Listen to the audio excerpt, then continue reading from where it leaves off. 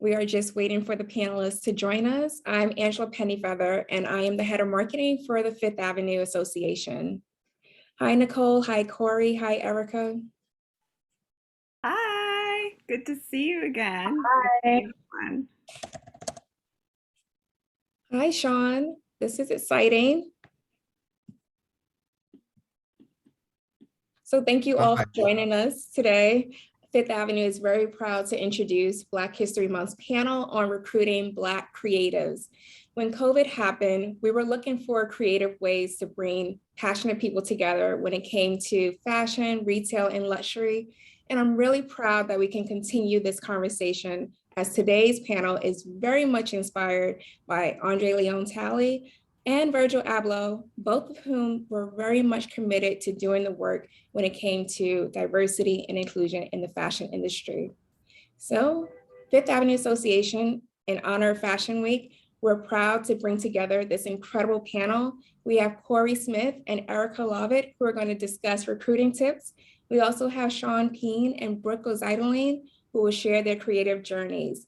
I encourage you all watching from wherever you are to submit a question. We will not get to every single question, but we will do our best during Q&A time. We have a full room tonight. We have peers from our industry, we have emerging designers, we have photographers, we have students from the HBCU network and New York City colleges. So without further ado, I'm proud to introduce for the second time as our moderator, Vanity Fair's fashion editor, Nicole Chapoteau. Hi, nice to meet you all. I am now, pandemic years have kind of caught up for me, but I have been the fashion director at Vanity Fair now for, I think, going into my third year, and worked with Angela and Fifth Avenue Association for the second year in a row on this dear panel. And I'd like to just have the guests introduce themselves. First up, we have Corey Smith from LVMH. If you'd like to tell us a little bit about yourself, your resume. Good afternoon. Thanks for having me. Appreciate Fifth Ave Association for always engaging us in these spirited conversations for Black History Month. I'm Corey Smith. I head up diversity, equity, and inclusion for LVMH.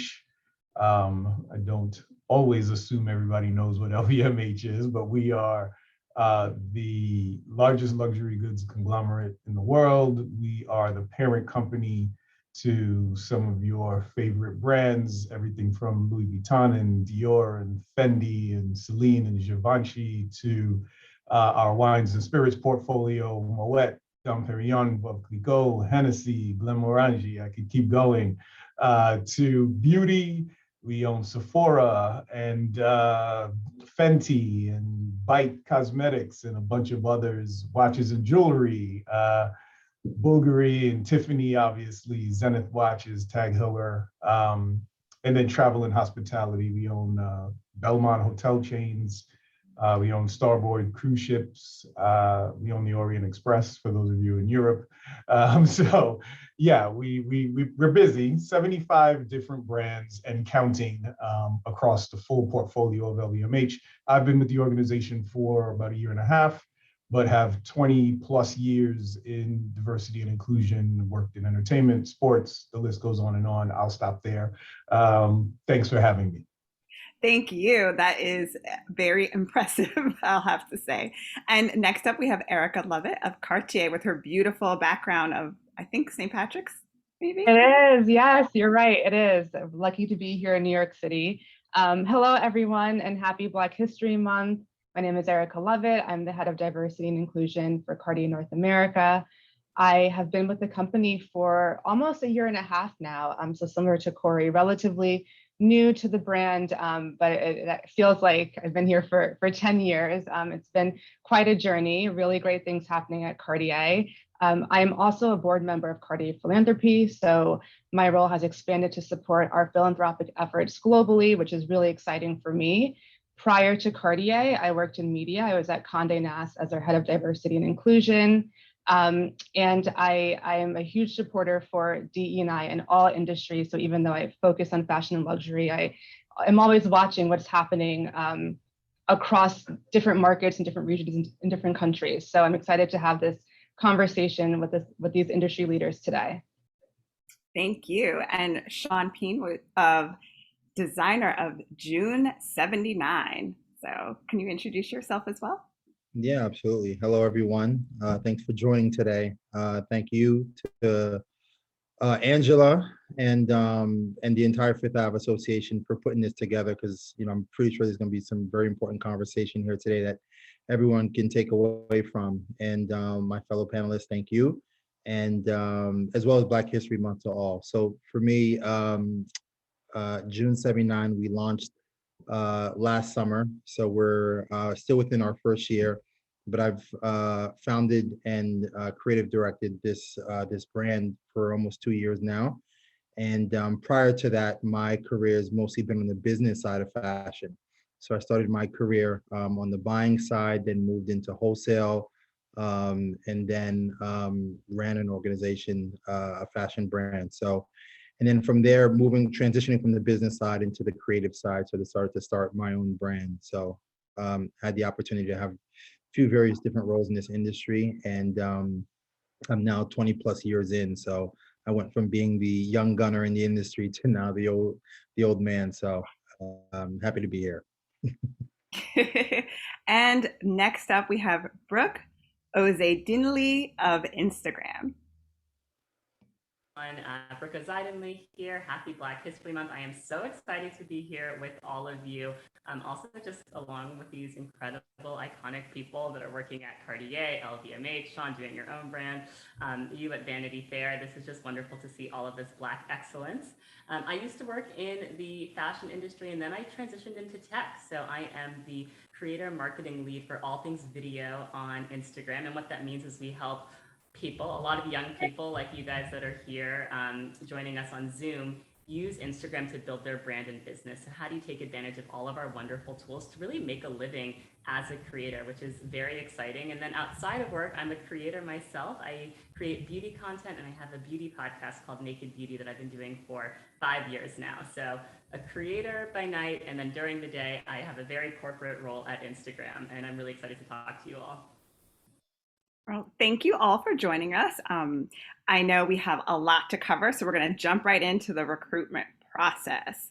And, there's prestigious companies can recruit the best and brightest of the industry, but usually they're recruiting from the places that they went to, their, I'd say their university buddies.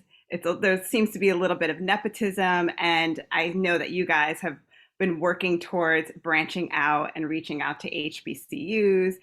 How is your company changing the conversation around the way recruitment works? Corey.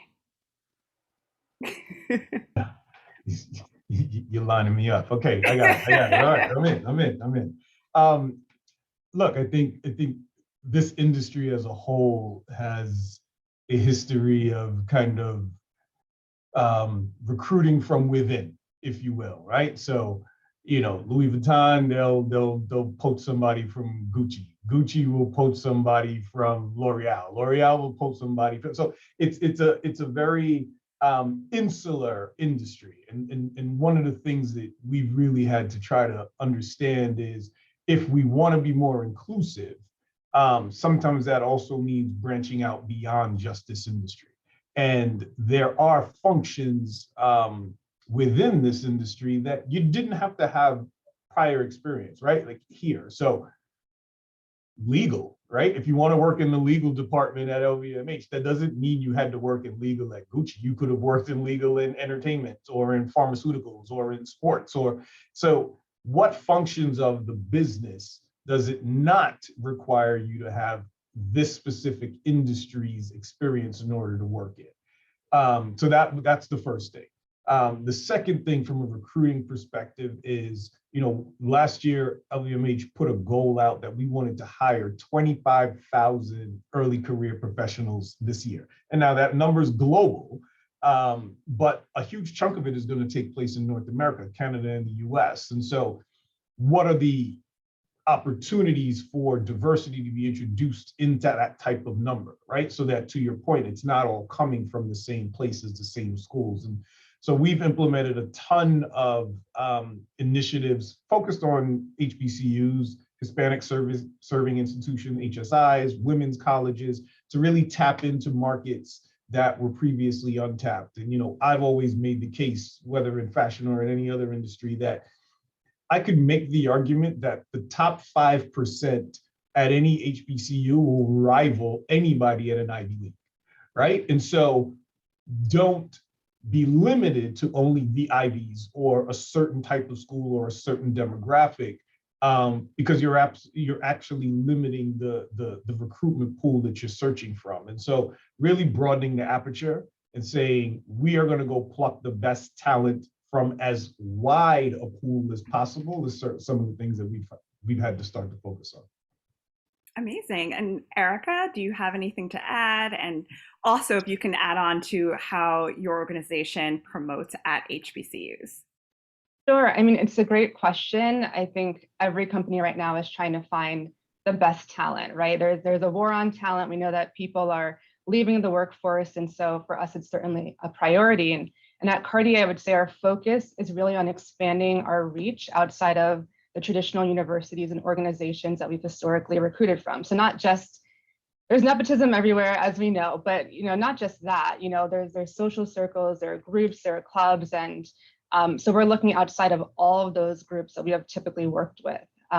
You all know that luxury has a perception of being very exclusive. And so in order to change that, we have to do what we haven't done before, right? We have to show up to certain communities instead of expecting that talent to come to us, right? So at a minimum, and literally this is the bare minimum, it's posting our positions to job boards, right? At HBCUs and organizations that serve underrepresented communities or historically excluded communities. We're working with groups like the Black in Fashion Council. We partner with local high schools that primarily serve Black and Brown youth. So we're really trying to target, early career and educating and creating access to students at a younger age that maybe don't know that luxury is a viable career field for them.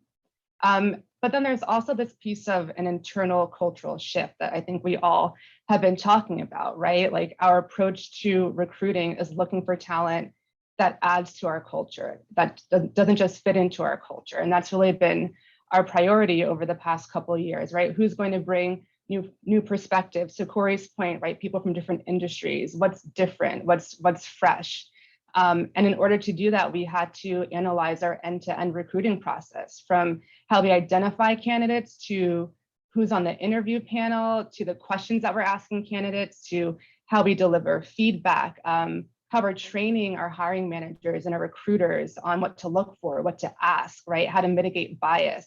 These are all things that we're actively doing that do take a lot of time. And I think that's part of, it's a challenge and an opportunity, right? You want to see change immediately, but with some of these systemic challenges, it will take a little bit longer, but we're really excited about what's to come and just really spreading our engagement with HBCUs and historically excluded communities. Thank you so much.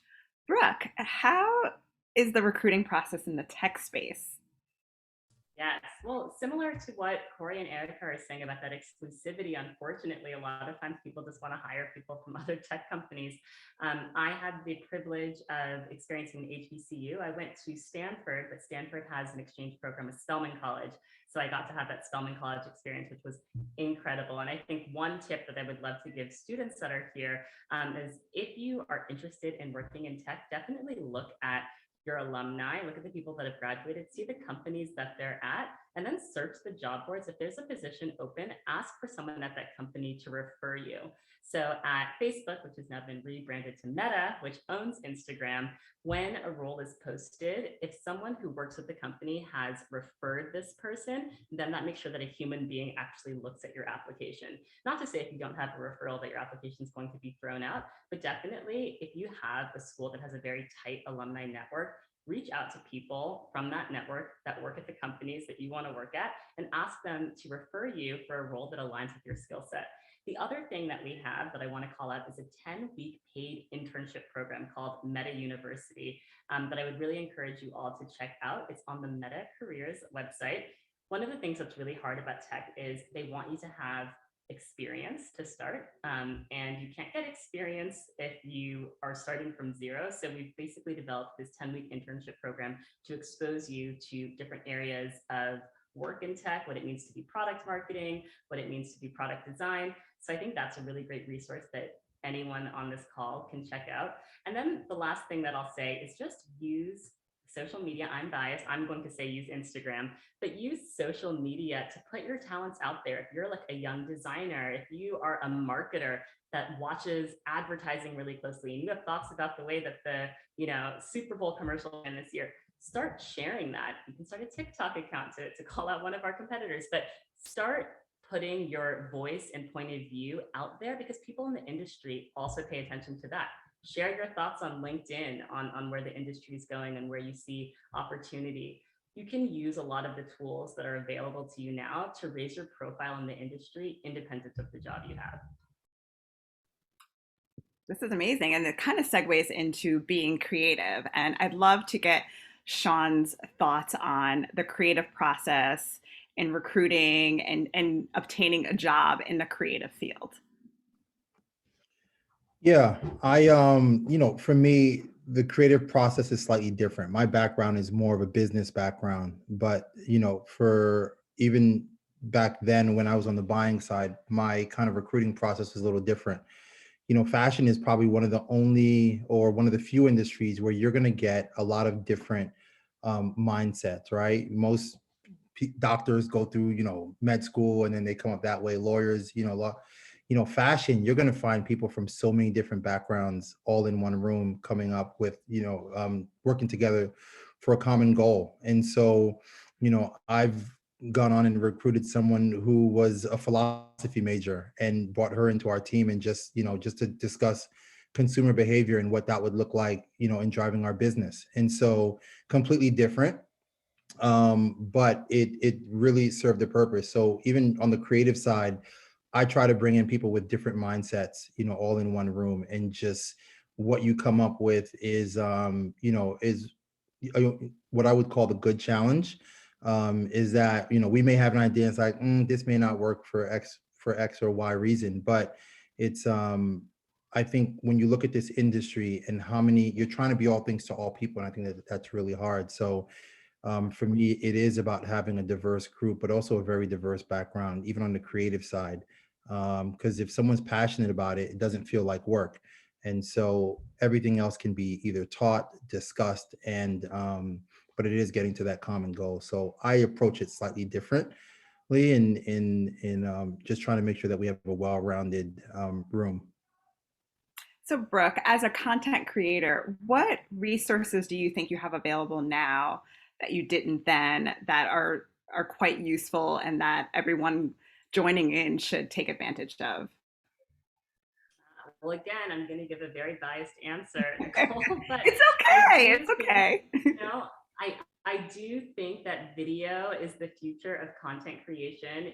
When Instagram first started, everything was very much about taking beautiful photos, but now it's about storytelling and having your point of view come through with video. So the more you can learn and teach yourself how to edit on your phone, how to create reels, an app that I love is called InShot. It's a great mobile editing app, but I think right now the future is all about short form video and how can you tell your story? How can you share whatever it is? I see some people in the chat are beauty writers. How can you share like that latest article you have with a fun, 30-second reel? I see there's some designers in the chat. Someone's saying guidance on how to focus on your career while creating. We'll get to Q&A after, but I think use the tools that you have available to tell your story and to share your personality and point of view with people as much as you can. And that's going to help you build up your own brand and your own platform so that people begin to associate you with the thing that you do so well. I completely agree. I don't think your answer was biased. I know I work in editorial and I'm constantly telling, assistants and people coming in that, you have these great platforms now that I didn't have. So put your voice out there, show what your creative means are, and people start to take notice. And it's just really helpful. So thank you for that. So in looking at the fashion industry, how do we just not include people of color in the interview process, but ensure that it is not for optics, and that if once a position is obtained, they are poised for success. I would love for Corey and Erica to jump in on this one. I think, so much of this process can be performative, that there has to be a level of intentionality behind what we're doing, right? And so, we've taken steps to make sure that there's a level of cultural agility built into what we're doing, meaning you have to understand different backgrounds and different experiences and understand different cultures, and not just for education and awareness perspective, but to really understand what they can bring to the table, right? And so, some of our brands, Kendo, for example, which is a little group of about 5 or 6 companies, Fenty falls under Kendo, for example, they actually implemented performance-based metrics for their leaders. So how many people of color or how many diverse candidates are you including in the interview process? And then how many are converting to actual hires, right? Similarly, once folks are onboarded, how many are getting career advancement opportunities and opportunities for promotion? Last year overall, we implemented a goal for the group that we wanted 30% of our executive team to be people of color in the next 5 years. That's a goal that we've set. And it's lofty and it's dreamlike, and it's like, all right, that's awesome, great headline for the media, but then how do you actually action that goal and turn it into something real? Because if you're not monitoring it, 5 years from now, we won't have hit it, and we'll just be saying, oh, well, it was a nice headline way back in 2021. And the reality is, you action it by saying, okay, how about for any job that's open right now, if we have people submitting resumes, 30% of the candidates have to be diverse before you even start to interview, right? Because once you start to interview, you kind of get the ball rolling, you start to figure out who your favorites are. It's too late. Before you even start to interview, you've got to have a diverse slate of candidates. That's one thing. So that tracks the recruitment process. The other way to action that 30% goal is internally, 30% of the people that you're about to promote, they need to be diverse as well, right? So what's that succession planning for whoever's a VP getting ready to bump up to SVP? Well, who's going to take that VP slot, and who's being considered for that? And how do we make sure that there's a level of diversity as a part of that process as well? So, those are some of the things that we're doing. I think also we have to treat learning and development as a value add, right? So before somebody gets promoted, well, did this person go through diversity training? Have they had unconscious bias training? Have they had cultural agility training? Because you're about to promote them and they're about to run a whole team. But if they themselves are not agile enough to deal with the diversity of their team, they won't be successful. And so have we given them the diversity training they need to then go ahead and be an effective leader in the organization? So those are some of the things that we're implementing across LVMH. I'm like snapping my fingers over here because I couldn't agree more with what Corey is saying. The education piece in particular is so important. And I think, one of my proudest moments at Cartier is that over the past year, we launched a training program called Understanding the Black Experience in America with an external partner. And this training was 4 hours long. Every single employee was required to take it, from our watchmakers to our sales associates to our, executive leadership team, because we just realized that there was a lack of understanding of the Black community in particular, but also many cultures, right, across the US and Canada. And so it's almost hard to even have a conversation with certain people about why we have to over-index when we're looking for candidates for a certain role, right? Or why we have to prioritize that 30% when they don't even really understand what it means to be a person of color or a Black person or someone from an underrepresented group in this country, right? So the learning portion, I couldn't agree with you more, Corey, because I think they're also, that has to be embedded into KPIs, right? Like, how are our leaders being how is their performance being measured? There's got to be some sort of inclusion index or some sort of measurement to make sure that when you're getting promoted, you are building diverse and inclusive teams, right? That you are leading with empathy, which we know is a very important skill to have right now. The world is changing, and people who are successful as leaders 10, 20 years ago, it's a different world now, right? And we just have to recognize that, and we have to pivot. And also the stakes are just too high. We all know this, right? It's like we're in the era of cancel culture, and companies don't have, dare I say, the luxury of moving slow on this anymore. So I would agree with Corey, it's the education, it is the goals and the targets, and it's the accountability. Thank you so much. So just jumping into our next big topic, it's community engagement.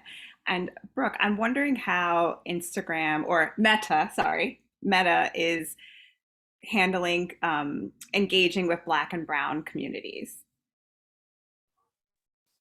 Yes, this is a big focus area. And I think one of the things that I've really appreciated as an employee at Instagram for the past 3 years is that they understand that a lot of Black creators are driving culture.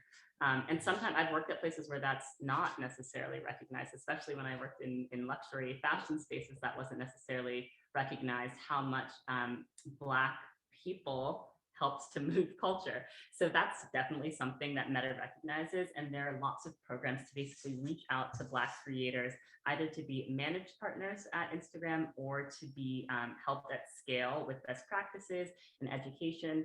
One of the things that the team really focuses on is how do we make best practices around Instagram available to everyone. So we have a great account that I'll plug, @creators on Instagram.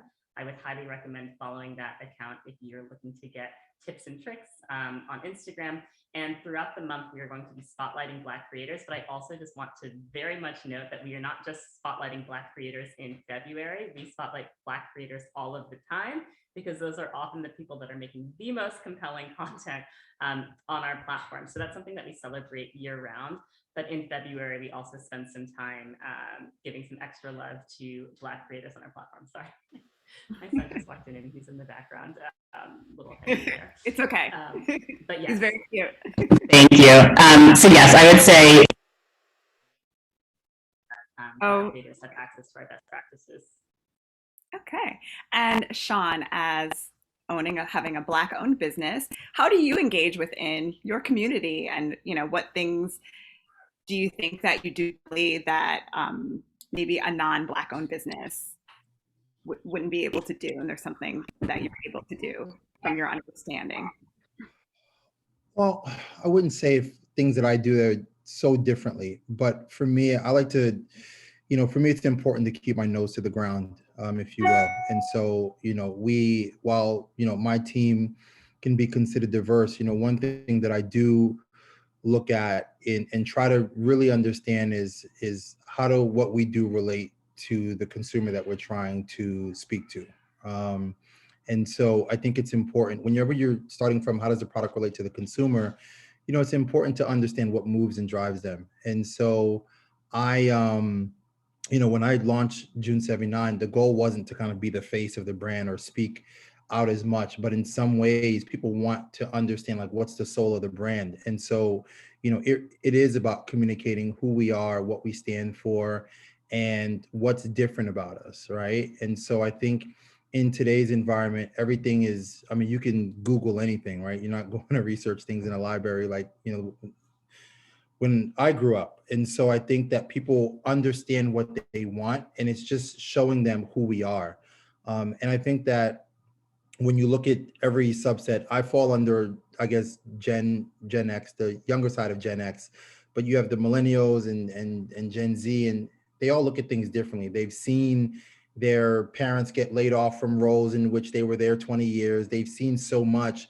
So now you see a lot of creatives, you see a lot of people taking their futures into their own hands. And so they look at recruiting, I would think, very differently the way I saw it.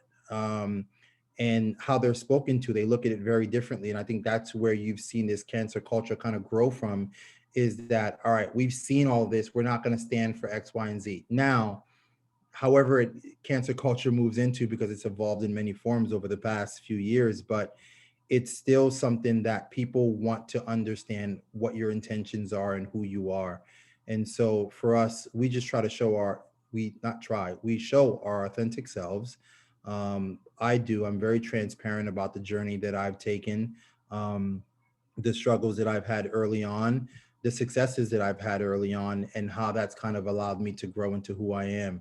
And so I think when people see that and understand that, this is a very real, true living business that we've engaged in, our personality probably stands out more so than other brands out there. Not to take away from what anyone else is doing, but you know, one of our taglines is "Join the journey," and we want people to join in as we grow, as we expand, because it's rare you see brands from this early stage kind of speaking to what they're doing, or at least transparent about it.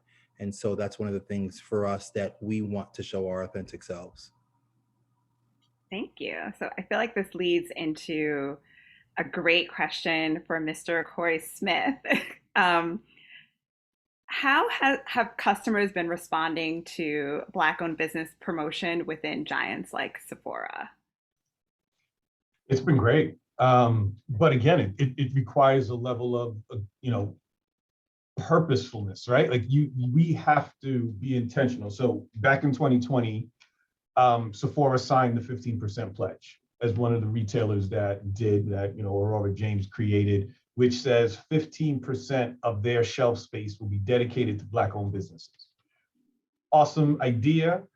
Great, again, great headline that one of the LVMH brands, or the only retailer really in our portfolio that could sign something like that, actually went ahead and did it. But it wasn't just signing the 15% pledge. Now you have to go execute, right? And so first thing they did was find some great, amazing Black women-owned brands to bring into the stores. But they didn't stop there. It was, let's take these businesses and get them ready for what happens when you now become part of Sephora's supply chain. Because in theory, if this works, your product's going to be flying off the shelf, right? So they put those businesses through an incubator program called Accelerate, which is a custom incubator program that Sephora has, which gets them financially ready, business savvy, operations. Like they literally pull apart their entire business and say, okay, here's where you could make improvements and tweaks to handle the size and the scale.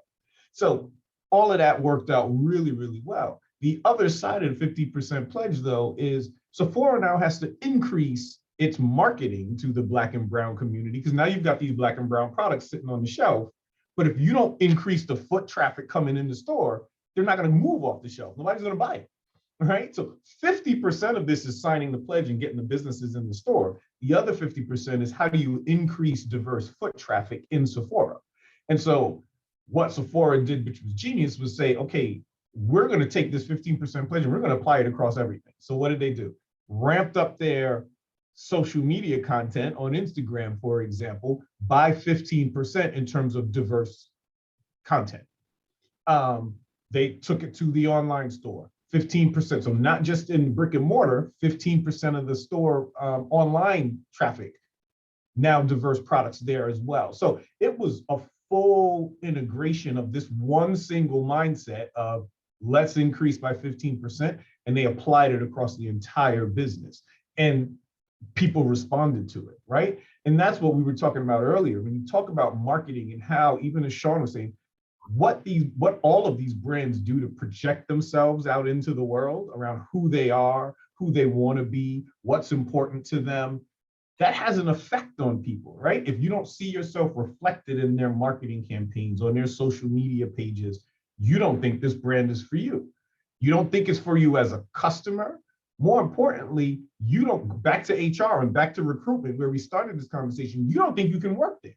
And therefore you would never apply for a job there because you don't see yourself reflected in the marketing. So marketing and HR are completely tied together, right? And so all of that, like I tell all my brands, all of the brands on the LVMH portfolio, if I can go to your IG page and I can scroll, and I shouldn't have to scroll that far. If I can go 10 pictures and there's no diverse content, you've got work you still need to do, right? Same thing with your website. So, like anything external facing anything that a customer can see. And it should also emote where you stand in terms of social justice causes. Like, it's not just optics. It's because we also know customers become loyal to brands that resonate with them on all of the things that they think are a priority as well. So where do you stand in the environment and sustainability? Where do you stand on women's rights? Where do you stand on LGBTQ rights? Like, all of that stuff, it's all connected. It's not just where you stand on one issue, it's where you stand on multiple issues. And so all of that has been really transformative for our business. And some of it is, we were already doing all this stuff, we just never told anybody. So we had all these great social justice causes, we just never actually communicated it. We never made it part of the marketing. The minute we started to tell the world all this cool stuff that we were doing, people responded immediately. Thank you so much. You mentioned optics and working with the brands, and this is something that I find to be really important. A few months ago, I had met with some small jewelry designers. They were Black women, and I asked them, like, hey, I've looked at your Instagram feed. Where are your pictures of your product? It's not consistent. And one of the things that they mentioned, like, oh, getting that perfect picture is stifling. I don't know what to do. So Brooke, is there any, I'm sure there are probably some young designers and business owners on here, people looking to get started. What can you tell them about that stifling process of posting a perfect post? Yes, well, the perfect post doesn't exist, and that pressure to be perfect, it's so interesting when I talk to young people, they are obsessed with their grid, like how all of the pictures line up, and they're like, I need like an aesthetic shot in between the product shot, and no one looks at your grid but you. Like, how often do you go to someone's grid and like assess their grid? Not likely. You're seeing content in feeds. So I think one of the things that you have to let go of is like everything working out perfectly together. If it's really bothering you, you can archive that post to maintain the integrity of your grid. Sean, you have a beautiful Instagram account. Everything works really well together. But I do want people to let go of the idea that everything has to be perfect, because that's just not the way that other people are going to be seeing your information. The other thing is just recognizing that that super polished aesthetic, oftentimes it's not relatable to a lot of people. I think about the way that Rihanna has shown her Fenty products, to go back to an LVMH brand. What's cool is we just get to see her using it in her bathroom. We get to see her using it in her everyday life. And that feels so much more accessible and interesting than seeing that perfect polished product shot. So show people interacting with your products. Have someone do a try on video. And if you don't feel comfortable being on camera, ask people in your community, ask other creators if they'll film something for you. Send them some products and say, can you create a little reel for me trying on my products, or share this on your stories? Engage other people to do some of your storytelling for you, and just let go of everything needing to be perfect. Because I think the most interesting brands, I'll say Telfar for me is, I think, one of the most interesting brands using social media, because they have fun with it. When we go on Instagram, we want to have fun. We want to see things that are cool. It doesn't have to be so serious. So take a deep breath, like loosen up a little bit, and again, play with video. That's like my top tip to get more distribution. Start using Reels, and don't worry about it being too perfect. Perfect. So I know there are lots of questions rolling in. So just one last thing, the future. Erica, would you like to touch on what you think I'm so tongue-tied today, diversity and inclusion looks like in the fashion and retail space for the future? Sure. Yeah. I mean, I think we'll see much more representation, and we're already seeing it, but I think that companies are really committing to including more diversity in their marketing and how they communicate. And I think, to Corey's point, that'll translate internally. So you'll see representation both, in the media, but also within the company at all levels. And so that's my hope as someone who's in the DE&I space and trying to push this agenda. I think the representation and the accountability piece is crucial. And I would bet that we'll see more commitments from not just fashion and luxury companies, but across industries around what they're going to do to increase DE&I, real timelines, real goals, real targets. And so for me, that's very exciting. Well, thank you. I will ask Angela to pop back on to help us with some Q&A.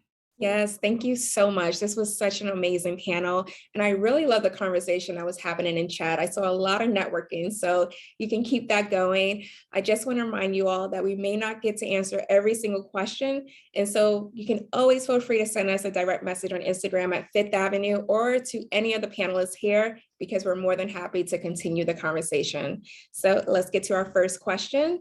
We have, do you feel like the interest of having diversity and inclusion within the luxury industry is still at a high level as it was after the uproar of 2020? So Nicole, you feel free to send it to anyone. I see like a nice little smile on Sean's face. I feel like he's got something to say about this. I do, but I'm gonna let Corey take this one first. Go for it. Nice pass on the assist there. Look, I think, 2020 was interesting in that everybody paid attention, right? It caused a ton of allyship. It caused a ton of advocacy from people that weren't personally impacted by these things for years, because these things, it wasn't new for 2020. These are things that had been going on for so long. I think, as again, and Erica kind of touched on it, for me, what was important to get out of 2020 was to take all of that emotion and heart-wrenching and gut-wrenching and all the things that people resonated and responded to and turn it into business and do it quickly. Right? You have to turn that energy into something that you can operationalize, because at some point emotion is going to fade. There's going to be a new priority. There's going to be something else pulling at heartstrings and tugging at people's, emotions. And so that was going to cause the momentum to fade. But if in that moment, I could take the fact that everybody was leaning in and say, okay, no, let's create a goal and a metric. Let's create a new process on how we do things. If I could take all of that energy and turn it into something systemic, right, in the corporate workplace, I knew that I could control a process. I could control an operation. I wasn't going to be able to control people's emotions. And so there have been areas of the business that, yes, things have faded a little bit. And to one of the things that Erica touched on earlier, again, LVMH is a French company. The European leadership of this organization, I spent the first 3 months on the job walking them through Black American history. Not Black American history, American history. You can take the Black out, because that part is real. And so, because, hell, there's Americans that don't know American history, right? And we talked about this, like, you learn about slavery, it's like a paragraph in your history book, all 400 years of it, one paragraph. And then you learn about Martin Luther King. He's like 2 sentences in your history book, right? As if there isn't 100 years in between that. 1865 to civil rights era in 1965, there's 100 years in between that people do not learn about. And so I had to educate my European counterparts on that 100 years, because that 100 years is how you arrive at George Floyd, not March 2020, right? And so those are the things, May 2020. And so those are the things that shifted thinking. And I had to operationalize how we do that, because I knew emotion was going to fade.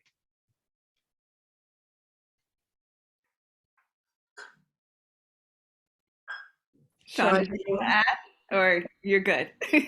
Well, yeah, no, I mean, honestly, Corey laid it out very well. I think, for me, the only thing I would add is that, I think, the emotion has somewhat faded, but I do think that, the future, and when you look at the future of diversity, the eye has to adjust, where the conversation, like, people are in the room and it's not like, oh, we got 2 Black people in the room.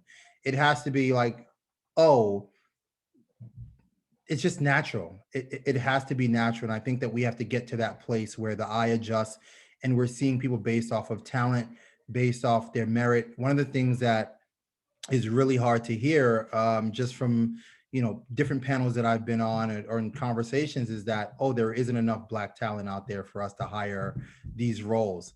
And that is probably one of the craziest things I've ever heard, because there's so much talent out there.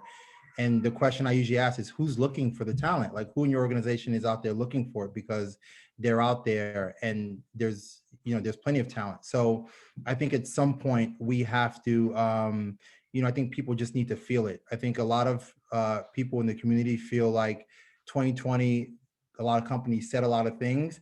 And when you look at 2021, towards the end of the year, they didn't see any of those changes. So that feeling is starting to bubble up again. So not saying it's in actuality, but usually when you look at the executive boards of most companies, you're not seeing a huge diverse team there that's making decisions within the organization. So once again, I think you may see a lot of worker bees, but you don't see a lot of executive decisions being made. And that's where I think the feeling is there's more pessimistic feeling in terms of changes being made. So, hopefully, the goal is for the eye to adjust, and that people are hiring. They're looking at it very differently than they have in the past. Thank you both. Our next question is, what skills should someone focus on developing if they want to go from being a creative assistant to maybe a director in the luxury brand? Oh, wow. Wow. I don't know who should even answer this one. I feel like we've got a mix. And maybe it's Sean, because he started out in business and has moved on to being a creative. Yeah, I'll jump into I think, whenever you're moving into a managerial role, your people skills have to be the first and foremost, right? Because now you're executing a vision and you need to get everyone on board with that vision. I think where you see a lot of people kind of their struggles in transition in any role is when you go from doing the work to leading teams to doing that work. And so having the emotional intelligence, understanding what motivates people within their team, both collectively and individually. So I think whenever you're moving into a managerial role, you have to understand people at a very different level, or take the time to just understand their needs, listen to them. I always tell people that, whenever you start a new role, take the first 3 months and don't say anything, just listen to how they manage problems, listen to your team, listen. And then from there, you'll understand how things work within this organization and how you can move it forward. It becomes a very, it's something that you have to put into practice and you can't skip steps. And so I think people try to go from being in this role, it's like, all right, I want to be an SVP tomorrow. Doesn't happen that way. There are steps in which you have to learn. And the people part of it is huge because, leading a team is very different than independently leading a project. And I can also just say that being a creative, you can definitely be an executive somewhere and still be creative. And I think it's wise, if that is part of the journey that you want to take, if you can, take some business classes or connect with a friend who works in business, just so you can understand the business side of things. That becomes really important. And I think sometimes that gets lost in creatives. Even, I'm sure Brooke can speak to, she has a podcast that's really creative, but she also needs to understand how to market her podcast and how to sell it and all of that aspect. So it's really important for you to, as a creative, to learn business. I would just add that if there's someone in your current organization that is doing what you want to do in the future and they're a good leader or a decent leader, just look at how they move and how they operate.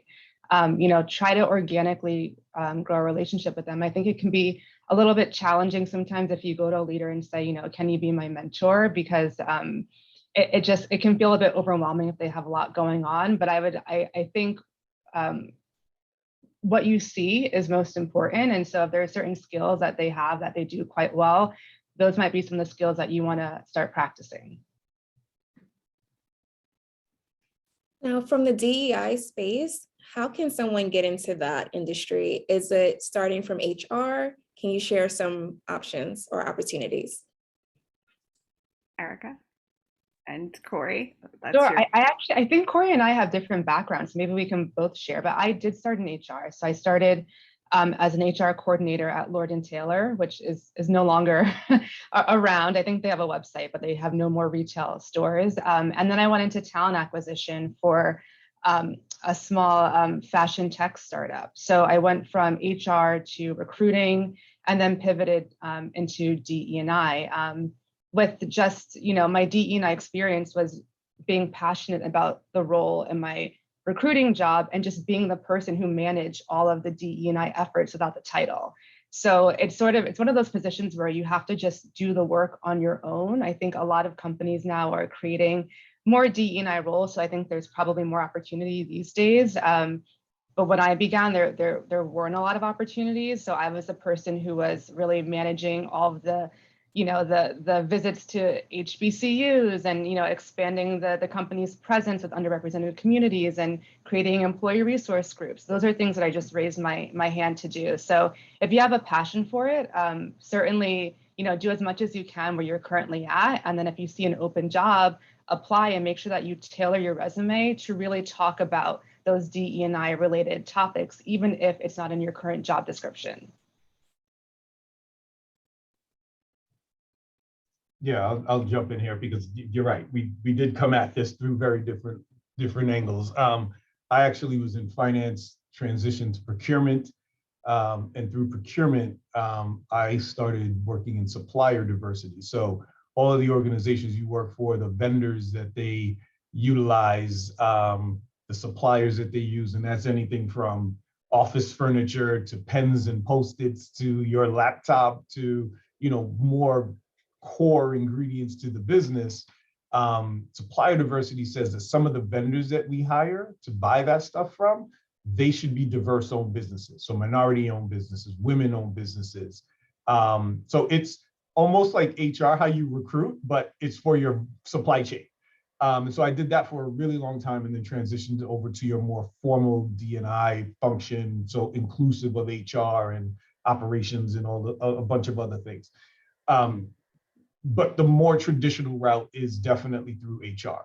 But what I will say is anybody can do DEI work from anywhere in an organization. I tell the folks in marketing every day, what you put out into the universe on behalf of this organization is D&I work. If people cannot see themselves reflected, that's D&I work or lack thereof. Our operations folks, our creative side, the design team. I mean, you've seen the missteps that some of these brands have made over the years, right? I don't want to call anybody out, but I mean, even some of the LVMH brands have been guilty of making missteps. And so that was a lack of diversity and inclusion in that department. No, someone didn't have the right lens to see something before it hit the market. And so you don't have to be in D&I to do D&I work. I don't care where you are in your organization, you can be consciously thinking at all times on how can I be more inclusive. Do you have time for another one, Angela? We have time for one more, and I think this is the most important one. Everyone wants to know, what are your Instagram handles? Please share. Well, I can start first. Mine is @Chapoteau. That's CHAPOTEAU. It's just my name. And I think some of you might be private, so you can let me know. Corey, do you have a public Instagram that people can reach you at? Yeah, I probably should hide it, but I ain't got nothing to hide. So, and it's super simple. It's Mr. Corey Smith. So that's why I kept calling you that. Yeah. It's nice to meet you. Erica, can you share your Instagram? Yeah, mine is actually private, but feel free to connect with me on LinkedIn, and it's just Erica Lovett. Okay, great. And Sean? I'm gonna first start off with the June 79 Instagram. So if y'all want to, follow me, help support the business. No, I'm just kidding. But June 79 NYC is the brand.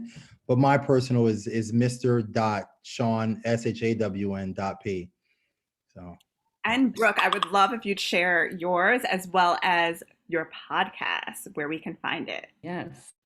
So I'm at Brooke Devard, Brooke with an E, DEVARD. And then my podcast and beauty community is at Naked Beauty Planet. So feel free to connect on either one of those. Thank you so much. I just want to quickly add, and I know we're at time because I saw a lot of folks asking, kind of how do they get on and what do they need to do. For LVMH, go to InsideLVMH.com. InsideLVMH.com. It is a platform we specifically created for people that want to get into this industry And it teaches you about all the different ways in which LVMH operates. So even if you don't have a background in this industry, it's a great starting point. Inside LVMH also offers, I think, per quarter, an opportunity for you to go through a curriculum to earn a certificate that says you went through an LVMH training about this industry. So everybody go to InsideLVMH.com. I would actually suggest you do that before you follow me on Instagram, because all you're gonna see is a bunch of pictures of my kids. So I'm not no fashionista. You're not gonna see no clothing on my page and none of that stuff. So also, like Erica, feel free to get at me on LinkedIn as well. Thank you, everyone. And of course, you can always follow Fifth Avenue at Fifth Avenue on Instagram. We are not Saks Fifth Avenue, we are Fifth Avenue. We are the leader that brings all the brands together, like LVMH, Cartier, and Sean's brand is going to be featured in Saks this spring. So this is amazing. So congrats. There's a lot that's happening with our brands and the retailers on the Avenue, and including Fifth Avenue. So we encourage you all to follow us on Fifth Avenue at www.fifthavenue.nyc. Happy Black History Month, everyone. Thank you all for tuning in. Thank you, Nicole, Corey, Brooke, Sean, Erica. A lot of gratitude and good night. Bye. Bye-bye. Thank you so much. Thank This was you. a pleasure.